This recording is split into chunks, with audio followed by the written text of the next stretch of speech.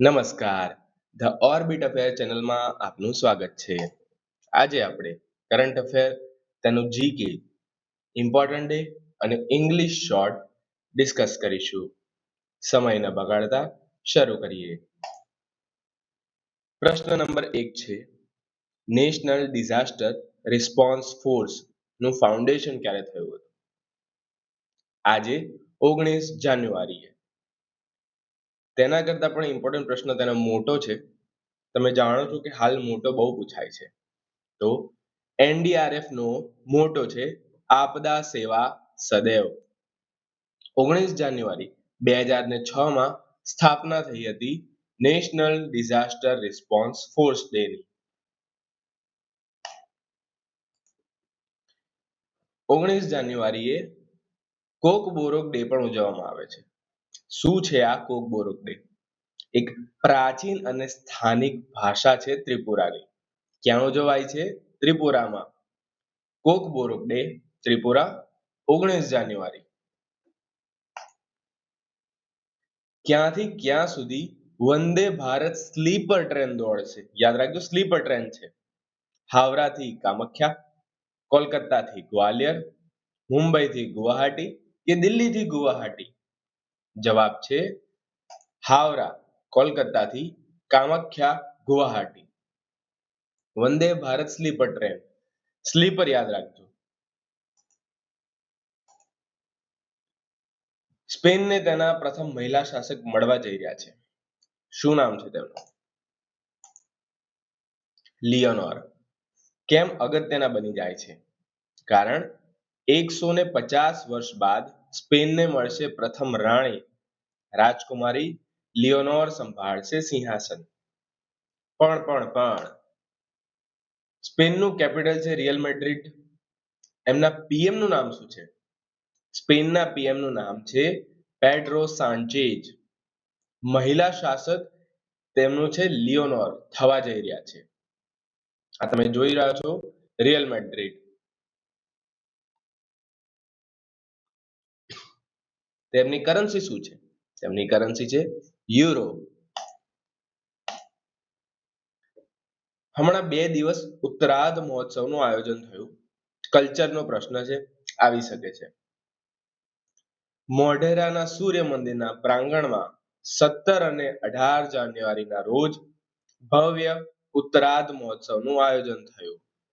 તેમાં શું શું થયું?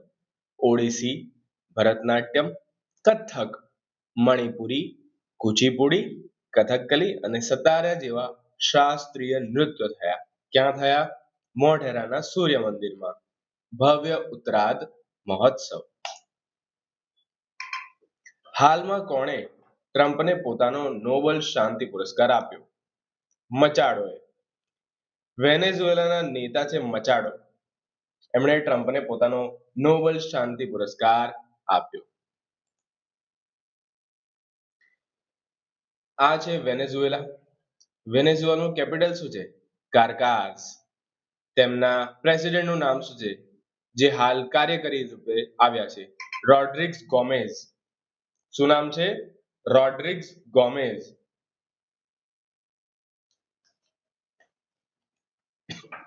જે દેશ ઈરાન સાથે વેપાર કરશે તે અમેરિકા સાથે વેપારમાં 25% વધારાનો ટેરિફ ધરશે. આખી પ્રોસેસમાં છે ને ભારતનું એક ચાબહાર બંદર ખૂબ ચર્ચામાં રહ્યું છે. હવે ભારતે આ ઈરાનના ચાબહાર બંદર પર કેટલા કરોડનું રોકાણ કર્યું છે? 4700 કરોડનું રોકાણ કર્યું છે. હવે ચાબહાર બંદર કયા દેશમાં આવેલું છે ને કયા દરિયાકાંઠે આવેલું છે? ચાબહાર બંદરગાહ ઈરાનમાં આવેલું છે અને ઓમાનની ખાડીને કાંઠે આવેલું છે. ભારત માટે મહત્વનું કેમ બને? કારણ કે ભારતે છે ને 2016 થી અહીં રોકાણ કર્યું છે. આ બંદર વિકસાવવા માટે ₹4700 કરોડનું રોકાણ કર્યું. ભારત પોર્ટ્સ ગ્લોબલ લિમિટેડની પાસે ચાબહારમાં શાહી ટર્મિનલનું સંચાલન કરે છે. સંચાલન આપણે જ કરીએ છીએ, કારણ કે કંટ્રોલ પણ આપણું જ છે.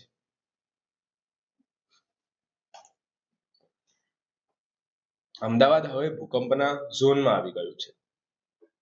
પહેલા છે ને અમદાવાદ ઝોન 3 માં હતું. હવે ઝોન 4 માં આવી ગયું છે. તો કચ્છ કયા ઝોનમાં આવે છે? કચ્છ ઝોન 5 માં આવે છે. ઝોન 5 શું છે? ખૂબ જ ઊંચો ખતરો, ભારે તીવ્રતાનો ભૂકંપ. ઝોન 4 શું છે? થોડો ઓછો ખતરો પણ ભૂકંપનો ખતરો વધુ. ઝોન 5 ખૂબ જ ખતરો. બાજુમાં ઝોન આપેલા છે. જો તમને ડિટેલમાં જાણવું હોય તો જાણી શકો છો કે ઝોન 2 ખૂબ જ સામાન્ય ખતરો, ઝોન 3 મધ્યમ ખતરો, ઝોન 4 વધુ ખતરો અને ઝોન 5 ખૂબ જ ઊંચો ખતરો. હાલમાં ક્યાં વિશ્વના સૌથી વિશાળ શિવલિંગની સ્થાપના કરાઈ? તે કરાઈ છે બિહારના મોતીહારીમાં. યાદ રાખજો, પૂછાઈ શકે છે. બિહારના મોતીહારીમાં. વજન કેટલું છે? 200 મેટ્રિક ટન, 33 ફૂટ લંબાઈ અને 10 વર્ષમાં તૈયાર થયું છે.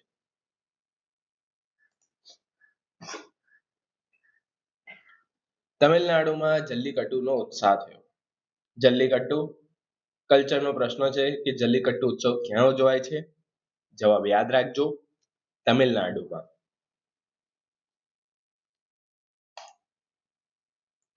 યુએસએ પ્રતિ દિવસ કેટલું તેલ ઉત્પાદન કરે છે? તેલ તો બહુ ચર્ચામાં છે, જણાવો.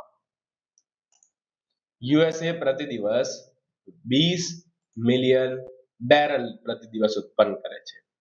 રશિયા પ્રતિ દિવસ માત્ર 10 મિલિયન બેરલ ઉત્પન્ન કરે છે.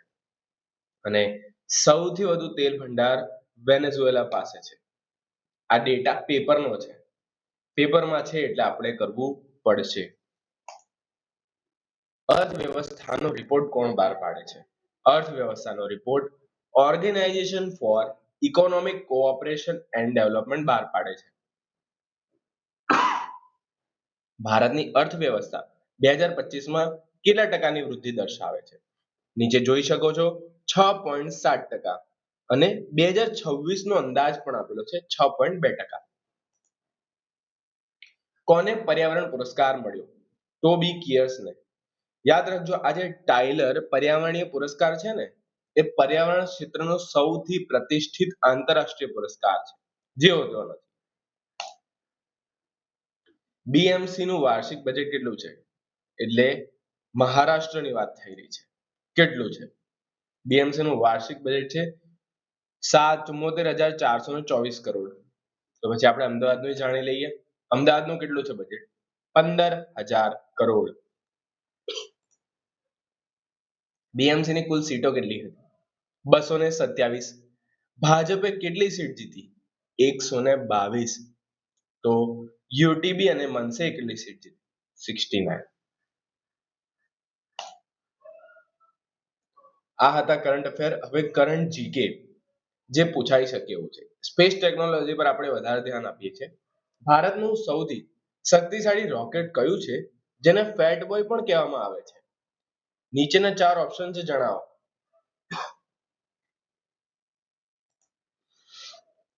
ફેટ બોય કહેવામાં આવે છે LVM-3 ને.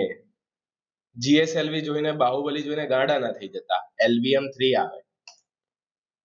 સિમલીપાલ રાષ્ટ્રીય ઉદ્યાન કયા રાજ્યમાં આવેલું છે? તે આવેલું છે ઓડિશામાં. સિમલીપાલ રાષ્ટ્રીય ઉદ્યાન શું છે? તે એક રાષ્ટ્રીય ઉદ્યાન છે, વાઘ અભયારણ્ય છે, વન્યજીવ અભયારણ્ય છે, બાયોસ્ફિયર અભયારણ્ય છે અને મયુરભંજ હાથી અભયારણ્યનો શું છે? એક ભાગ પણ છે. સોલંકી સમયનું કર્ણમુક્તેશ્વર મંદિર ક્યાં આવેલું છે? અમદાવાદમાં આવેલું છે. અને જાણીએ આપણે કે હેનલી પાસપોર્ટ ઇન્ડેક્સ હમણાં જ બહાર પાડ્યો, જેમાં ભારત 80માં ક્રમે છે. તો 2025માં ભારત કયા સ્થાને હતું? 85 સ્થાને હતું. હાલ ભારતીય પાસપોર્ટ ધારકો છે ને, વિશ્વના 55 દેશોમાં વિઝા વગર મુફ્ત રીતે ફરી શકે છે. તાજેતરમાં સમાચારમાં જોવા મળ્યું અસોલા ભટ્ટી વન્યજીવ અભયારણ્ય કઈ પર્વતમાળા પર આવેલું છે? આસોલા ભટ્ટી વન્યજીવ અભયારણ્ય ચર્ચામાં રહેલું હતું, અરવલ્લી પર આવેલું છે. સિનોનિમ્સ જોઈ લઈએ, એટલે કે સમાનાર્થી શબ્દો. અબ્યુડન્ટ એટલે કે પ્લેન્ટીફુલ, પ્રચુર, ભરપૂર. બ્રીફ એટલે શોર્ટ, સંક્ષિપ્ત, નાનું. ત્રીજું છે એવિડન્ટ એટલે કે ક્લિયર, ઓબ્વિયસ, સ્પષ્ટ. હોસ્ટાઇલ, અનફ્રેન્ડલી, શત્રુભાવપૂર્ણ. ઇગ્નોરન્ટ, ઇલિટરેટ, અજ્ઞાન. યાદ રાખજો, તેના મતલબ તમને યાદ હશે ને તો તમને તેના સમાનાર્થી પણ જાતે યાદ આવી જશે. રેપિડ તો ફાસ્ટ, સ્વિફ્ટ, ઝડપી. રેલુક્ટન્ટ તો અનવિલિંગલી, અનિચ્છુક.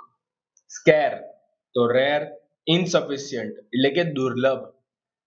સિગ્નિફિકન્ટ તો ઇમ્પોર્ટન્ટ, મહત્વપૂર્ણ. વેનિશ, ડિસઅપિયર, અદ્રશ્ય થવું.